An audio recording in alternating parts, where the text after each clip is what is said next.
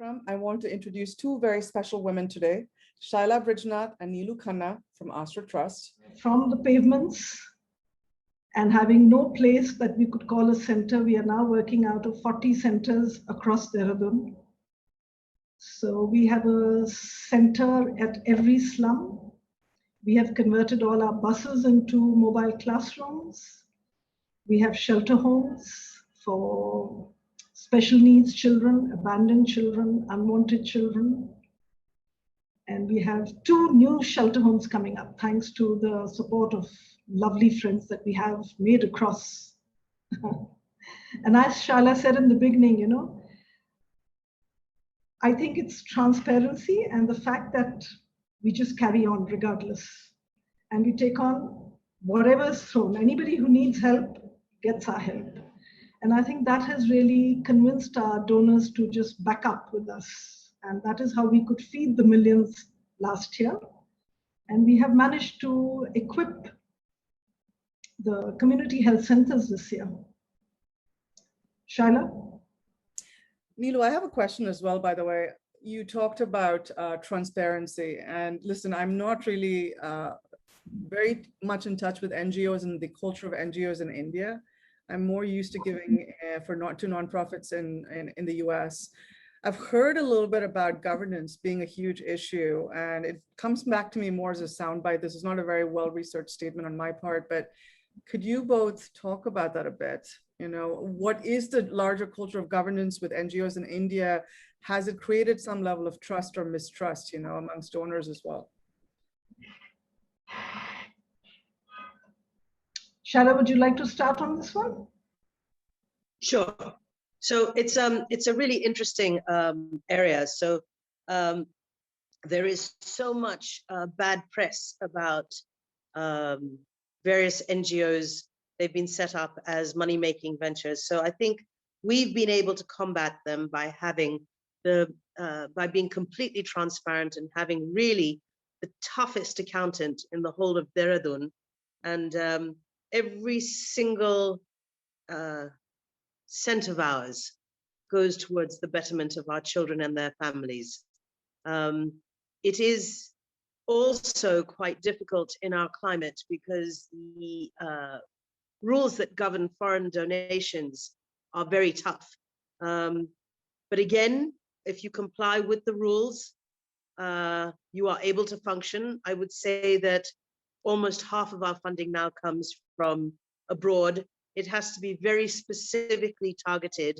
It can't be just say, we're funding this organization because they do work with children. It has to be very specifically targeted towards whatever the donor wants it to be. And then there are utilization certificates that go behind that, as well as accounts being maintained meticulously. So it's targeted funding. It is an attempt to stop false NGOs from gathering funds or transferring money from abroad for terrorist activities. So there is a basis in it, but it does make life quite difficult if you do not have your accounting practices firmly in place. We do. We've actually never been questioned by the government on the work we do because we adhere to the letter of the law, dot every I and cross every T. So if that answers your question. Shaila, I know when we had caught up, you talked about livelihoods and how an entire economy is going to change, right? India is going through this right now, and what India looks like after this, right? So do you want to talk a little bit about that? Sure, that would be great. So it's about looking at the economy post-COVID, looking at where the jobs will be. So to very specifically from the region that we live in, Uttarakhand, it's the main industry is tourism. And on the back of tourism, it's about, hotels, trips, food. Now, these are all industries that are going to be massively impacted or have been massively impacted in the last year and 4 months.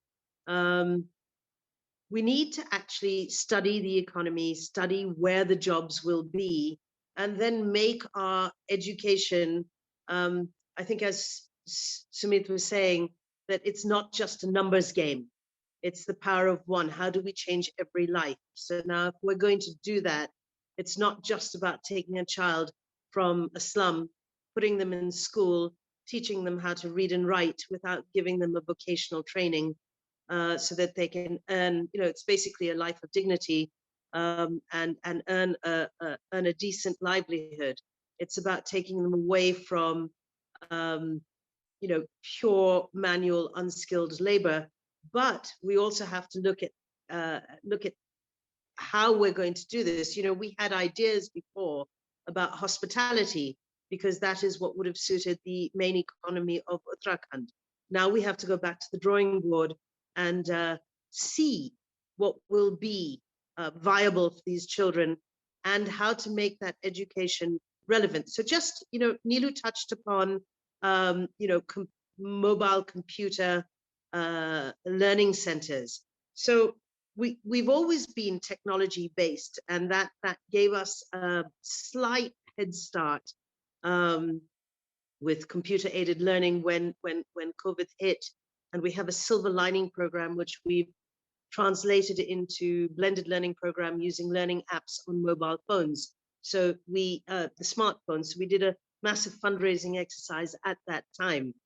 What we were able to do while we were looking to, keep the children's attention, because it's very difficult. I mean, although they're like mini smart classes, it's a problem that the whole world has faced, which is keeping children engaged in education on this new medium. We started doing online tinkering labs. And that was an absolute revelation, because using bits and pieces, now even though our children live in very difficult circumstances, they still have bits and pieces lying around their homes. So taking, those bits and pieces and starting to introduce concepts by means of a tinkering lab, which was online. So that's made us think again.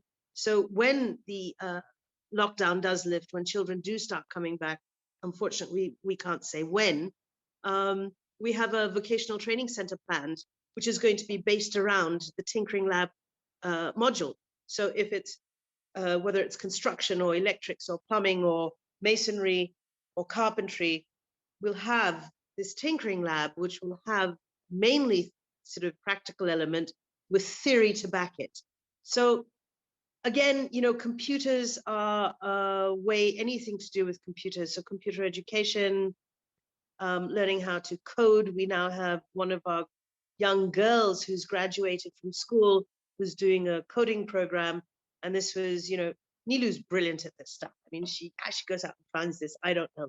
So she's in Bangalore now, and she's our first female graduate who's doing coding in a different part of the country. I mean, it's so we need to look at the market, to tie all of these strings back together. We need to look at the market. We need to look at where the jobs will be, what the needs will be, and we need to train our children to fit these needs. Thanks. That's really powerful. Thank you for sharing that. I have a last question for you, because I want to be mindful of all your times. The US audience, obviously, those that don't have roots perhaps in India, get to see India and witness this humanitarian crisis from the perspective of largely like Western media.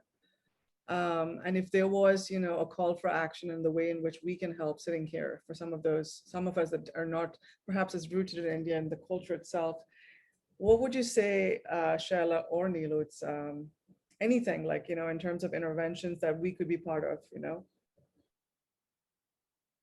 So what we've been doing over the last month is equipping community centers with all of the equipment that we mentioned before. That's going to be an ongoing thing. That's not a one-off. Obviously, we'll be restricted to those centers which are still accessible during the monsoon, but there are all-weather roads through most of these areas. We need to keep putting in medical intervention. So we are in touch with doctors at these centers. They send us lists of the medicines that are needed. I think we are literally tripping over the start of the third wave. There's a lot of suppression of data at the moment. I think that's partly to do with not wanting to cause a panic.